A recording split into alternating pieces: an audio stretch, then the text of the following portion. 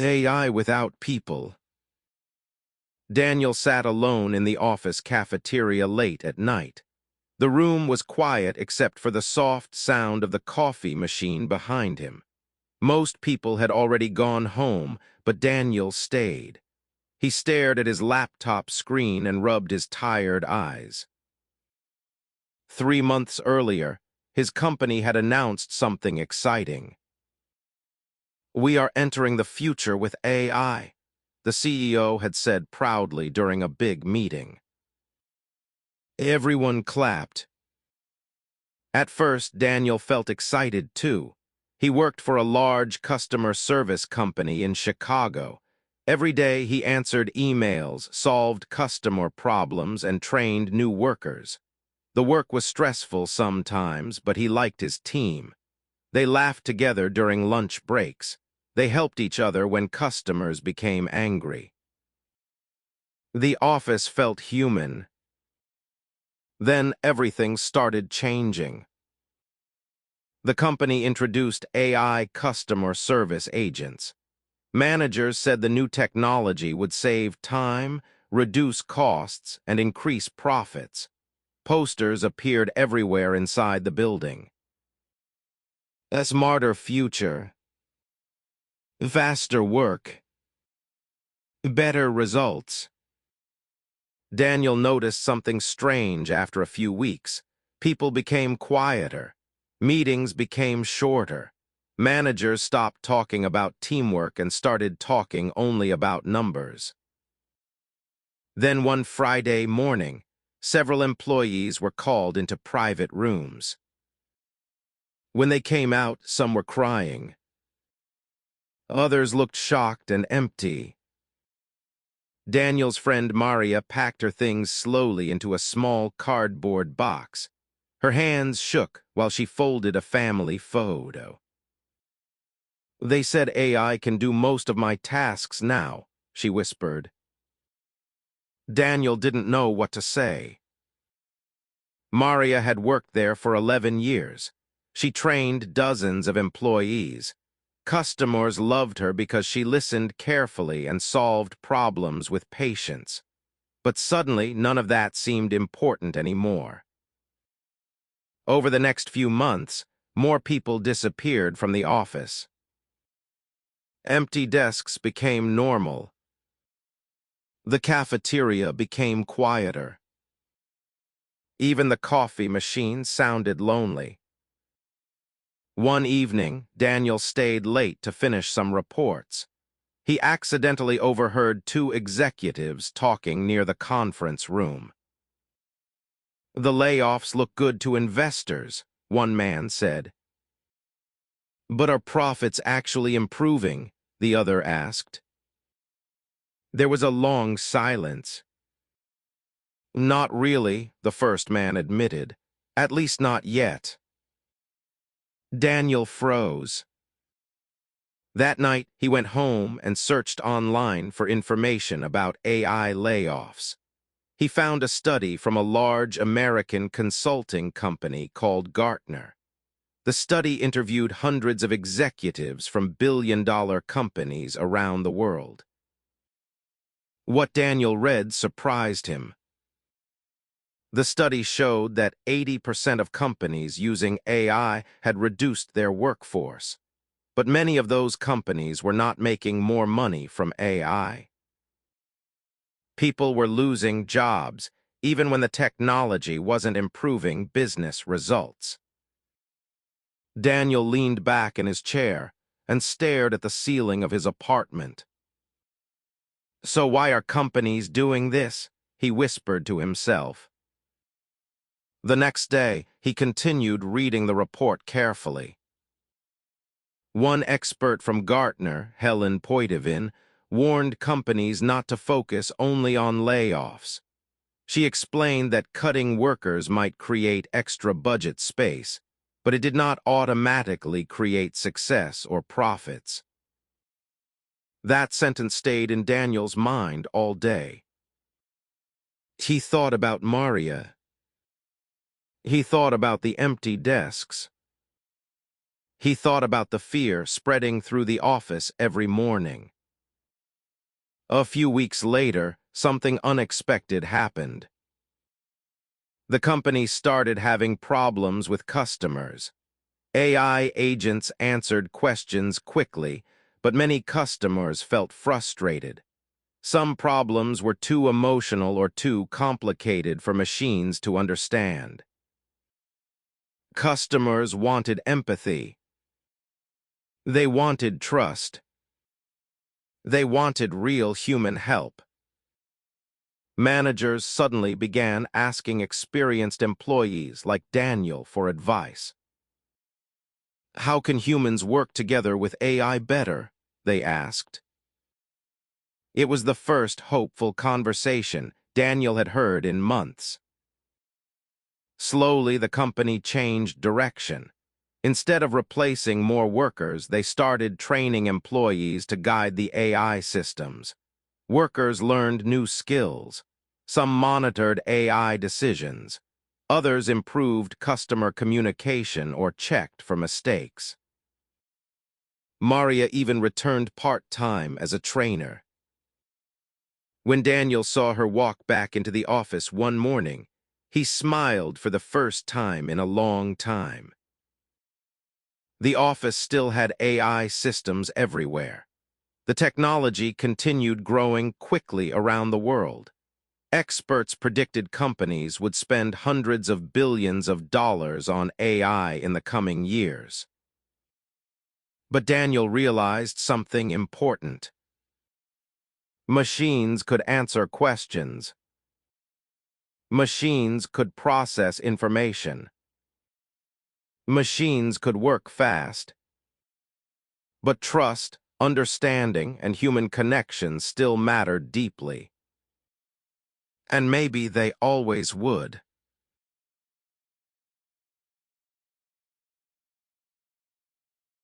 Daniel sat alone in the office cafeteria late at night. Where was Daniel sitting? In the cafeteria. Daniel was sitting alone in the office cafeteria late at night. Was the cafeteria noisy and crowded? No, it wasn't. No, it wasn't. The cafeteria was very quiet.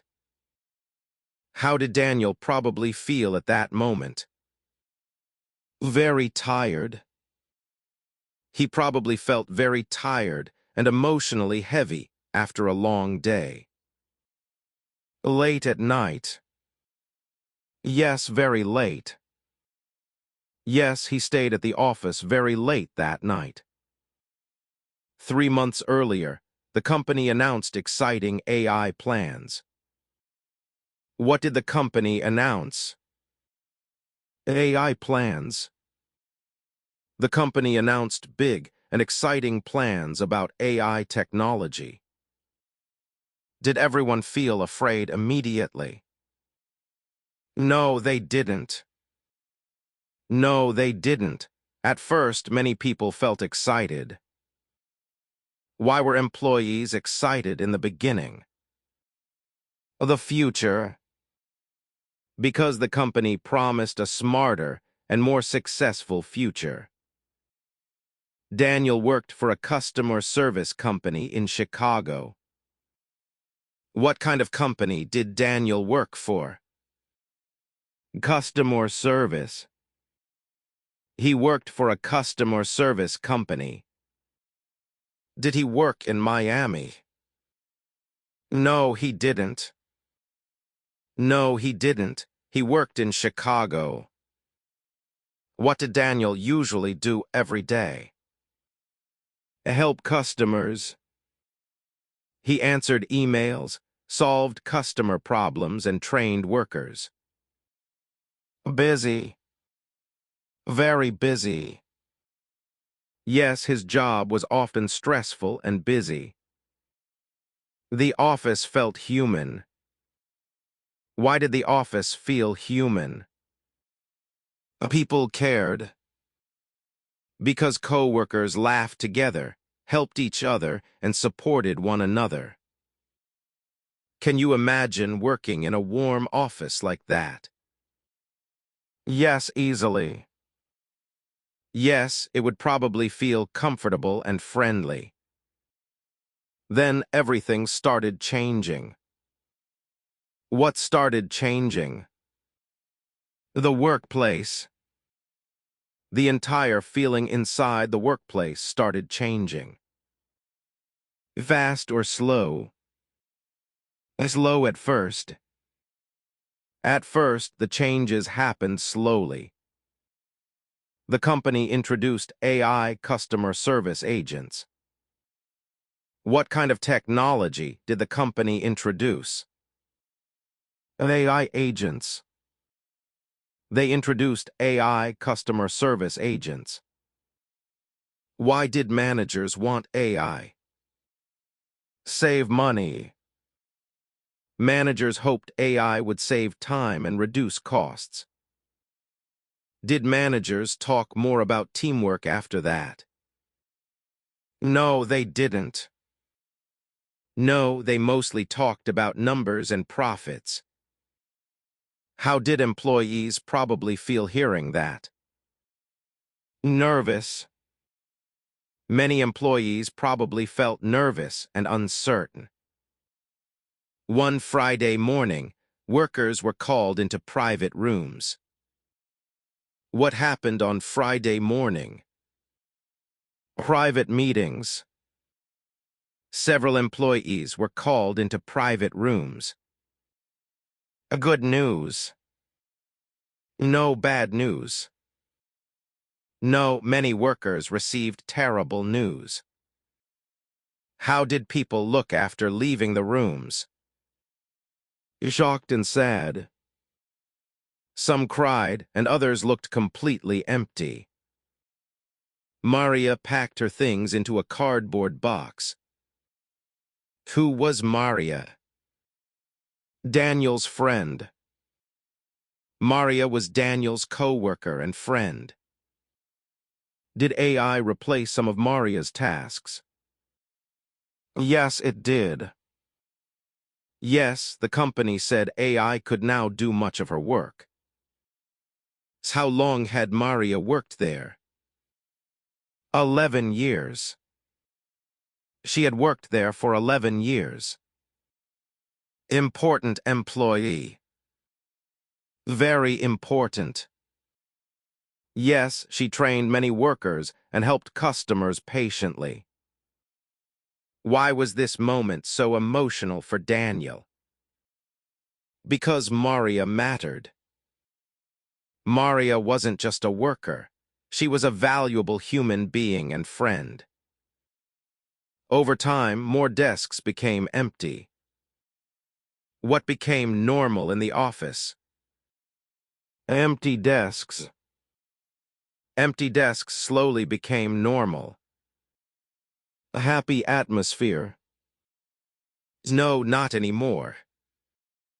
No, the office became quiet and lonely. Even the coffee machine sounded lonely. Yes, strangely lonely.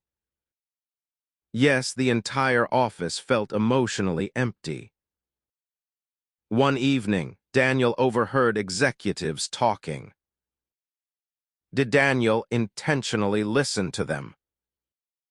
No, he didn't. No, he overheard them accidentally. What were the executives discussing? Layoffs and profits. They were talking about layoffs and business profits. Were profits improving greatly? No, they weren't. No, the executives admitted profits were not really improving. So people lost jobs without better results. Yes, sadly. Yes, many people lost jobs, even though business results didn't improve much. That shocked Daniel deeply. Why was Daniel shocked? No real gains. Because layoffs were happening without meaningful success. What did Daniel do that night?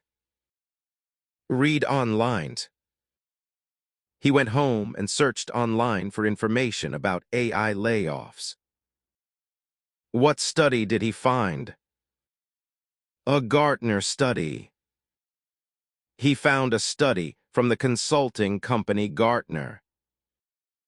How many companies reduced workers after adopting AI? 80%. About 80% of the companies reduced their workforce. Did AI always bring more money? No, it didn't. No, many companies were not earning more money from AI. Surprised. Very surprised. Daniel felt extremely surprised by that information. Helen Poitevin warned companies about layoffs. Who was Helen Poitevin? A Gartner expert. She was an expert from Gartner. What did she warn companies about? Quick layoffs. She warned companies not to focus only on cutting workers. Why was this warning important? Humans still matter. Because reducing workers doesn't automatically create success. Did Daniel keep thinking about her words? Yes, constantly. Yes, her words stayed in his mind all day. Then customers started having problems. What kind of problems appeared? Customer frustration. Many customers became frustrated with AI service. Why were customers unhappy? No empathy. Because AI couldn't fully understand emotional or complex problems. What did customers still want? Human trust. They still wanted empathy, trust, and real human help. Can AI fully replace human understanding? No, not really. No, human understanding is still very important. Managers finally changed direction. What did managers begin asking employees? For advice. They asked workers how humans and AI could work together better. How did Daniel probably feel hearing that? Hopeful again. For the first time in months, he felt hopeful. Did the company continue firing many people? No, not exactly. No, instead they started training workers with new skills. What kind of new work did employees do? Guide AI systems. Workers monitored AI decisions and improved communication. Did Maria ever return? Yes, she did. Yes, Maria later returned as a trainer. How did Daniel feel when he saw her again? Happy and relieved. He smiled for the first time in a long time. What important lesson did Daniel finally understand? Humans still matter. He realized technology is powerful, but human trust and connection are still essential. Machines can work fast, right? Yes, very fast. Yes, machines can process information quickly. But can machines fully replace human connection? No, they can't. No, real human understanding and trust are still deeply important.